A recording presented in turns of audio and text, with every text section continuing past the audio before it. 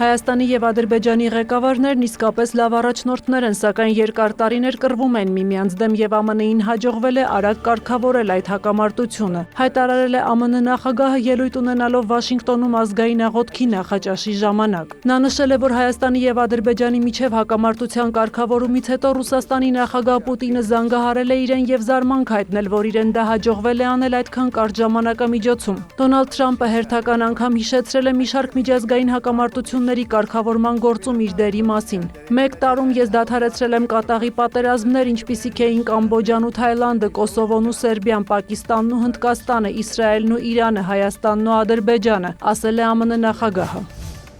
Հռոմի Պապ Լևոն 14-րդն ուղերձ է հղել մարդկային եղբայրության միջազգային օրվա առթիվ անդրադառնալով Զայեդ մարդկային եղբայրության 2026 թվականի մրցանակակիրներին։ Հռոմի Պապն իր ուղերձում բարձր է գնահատել այն հանգամանքը, որ Հայաստանի վարչապետ Նիկոլ Փաշինյանն ու Ադրբեջանի նախագահ Իլհամ Ալիևը ընտրվել են որպես մրցանակակիրներ։ Նա հիշատակել է նաև նույն մրցանակին արժանացած աֆղանստանցի իրավապաշտպան Զարքա Յավթալիին և պաղեստինյան Թահավոն կազմակերպությունը։ Լևոն 14-րդի խոսքով Զայեդ մրցանակի դափնեկիրների աշխատանքը վկայում է այն մասին, որ եղբայրության լույսը կարող է հաղթել եղբայրասպանության խավարին։ Փաշինյանը եւ Ալիևը փետրվարի 4-ին արժանացել են Զայեդ մարդկային եղբայրության 2026 թվականի մրցանակին՝ ի նշանավորում են Հայաստանի եւ Ադրբեջանի միջև խաղաղության հաստատման եւ տարածաշրջանում համագործակցության ու կայունության ապահովման օրակարգը հետեւողականորեն առաջ մղելու համար։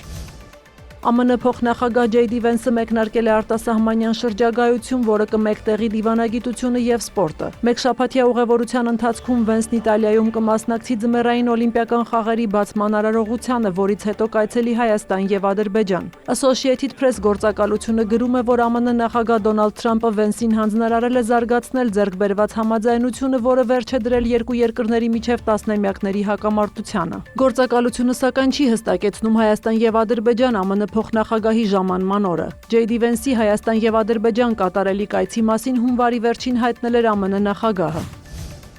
Հայաստանի Եվրամիությանն անդամակցելու շուրջ բանակցությունները կտևեն տարիներ, իսկ նման հնարավորության դեպքում Երևանը ստիպված կլինի ընտրություն կատարել ԵՄ-ի եւ ԵԱՏՄ-ի միջև, հայտարարել է Ռուսաստանի փոխվարչապետ Ալեքսեյ Օվերչուկը։ Նրա խոսքով Եվրամիությունը տնտեսական միությունից վերածվում է ռազմաքաղաքական միության եւ դա պետք է հաշվի առնվի։ Նա հավելել է, որ Հայաստանի ժողովուրդը պետք է որոշի, որ միավորման մեջ լինել։ Ռուսաստանի փոխվարչապետի խոսքով Հայաստանը հասկանում է ԵԱՏՄ-ի հետ իր կապերի կարևորությունը, սակայն միևնույն ժամանակ Հայաստանում մեծ թվով մարդիկ ցանկանում են ավելի սերտ կապեր հաստատել Եվրամիության հետ։ Նրանք հանդիպում են, զրուցում, ստորագրում փաստաթղթեր, սա առաջին հերթին վերաբերում է վիզային ռեժիմի ազատականացմանը եւ Եվրամիության ստանդարտների ներդրմանը, ասել է Ռուսաստանի փոխվարչապետը, շեշտելով Հայաստանի կողմից ներկայում ընտրվող ստանդարտները չեն հակասում ԵԱՏՄ-ում առկա ստանդարտներին։ Աբու Դաբիում ավարտվել է փետրվարի 4-ից 5-ն անցկացված ԱՄՆ-Ուկրաինա-Ռուսաստան եռակողմ բանակցությունների երկրորդ փուլը։ Բանակցությունների հիմնական արդյունքը թերևս կողմերի միջև ռազմագերիների փոխանակումն է 157-157-ի դիմաց սկզբունքով։ Բացի այդ, Ռուսաստանը վերադարձվել 3 քաղաքացիական անց Կուրսկի մարզից։ Նման փոխանակումներ չէին իրականացվել արդեն 5 ամիս։ Կողմերը դրական են գնահատել բանակցությունները։ Ռուսաստանի նախագահի հատուկ ներկայացուցիչ Կիրիլ Դմիտրիևը հայտարարել է, որ հակամարտության կարգավորման հարցում կա առաջընթաց։ Ուկրաինայի նախագահի գրասենյակի ղեկավար Կիրիլ Բուդանովը նշել է, որ բանակցություններն իսկապես կառուցողական են անցել։ Իսկ ԱՄՆ նախագահի հատուկ բանագնաց Սթիվ Ուիթքոֆը հայտարարել է, բանակցությունները հանգամանալից էին եւ արդյունավետ, սակայն դեռ զգալի աշխատանք կա անելու։ Նրա խոսքով առաջիկա շաբաթների ընթացքում սպասվում է լրացուցիչ առաջընթաց։ Իր հերթին Ուկրաինայի նախագահ Վոլոդիմիր Զելենսկին հայտարարել է, որ կողմերը պայմանավորվել են մոտ ապագայում կրկին հանդիպել։ Կիևում Լեհաստանի վարչապետ Դոնալդ Տուսկի հետ համատեղ մամուլի ասուլիսում Զելենսկին հերքել է ռուսական մամուլում տարածված այն լուրերը, թե Մոսկվան պահանջում է, որ Դոնբասը ռուսական ճանաչեն բոլոր երկրները։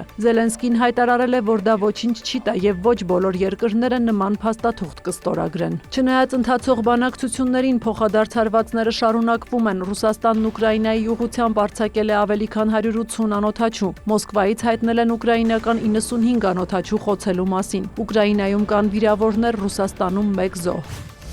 Իրանի արտգործնախարար Աբբաս Արաղչին հաստատել է, որ փետրվարի 6-ի առավոտյան Մասկատում տեղի կունենան ԱՄՆ-ի հետ բանակցություններ։ Նա շնորհակալություն է հայտնել Օմանին հանդիպումը հյուրընկալելու համար։ Ավելի վաղ մամուլում լուրեր էին տարածվել, թե հանդիպման ձևաչափի հարցում անհամաձայնությունների պատճառով բանակցությունները չեն կայանա։ ԱՄՆ պետքարտուղար Մարկո Ռուբիոյի խոսքով, որպիսի բանակցություններն արդյունավետ լինեն, դրանք միջուկային հարցերից բացի պետք է ներառեն նաև Իրանի բալիստիկ հրթիռներին, Մերձավոր Արևելքում զինված խմբավորումներին, Թեհրանի աջակցությանը եւ սեփական ժողովրդի նկատմամբ վերաբերմունքին առնչվող հարցեր։ Իրանը բազմիցս հայտարարել է, որ ԱՄՆ-ի հետ պատրաստ է քննարկել միայն իր միջուկային ծրագիրը, իսկ բալիստիկ հրթիռների ծրագրի ներառումը բանակցություններում համարում է կարմիր գիծ։